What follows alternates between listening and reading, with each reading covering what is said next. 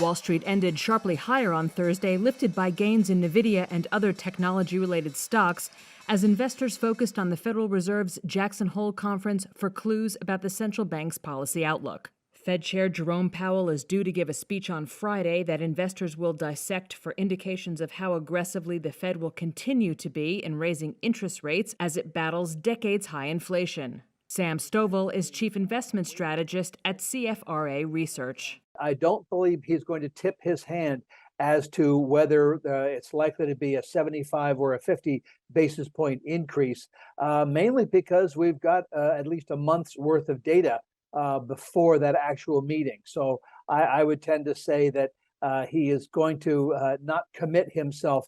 That would require him to backpedal should the data change.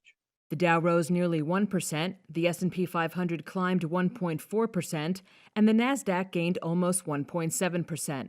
Nvidia jumped 4% after the graphics chipmaker gave a weaker-than-expected quarterly forecast that many investors viewed as signaling the worst of a sales downturn may be over.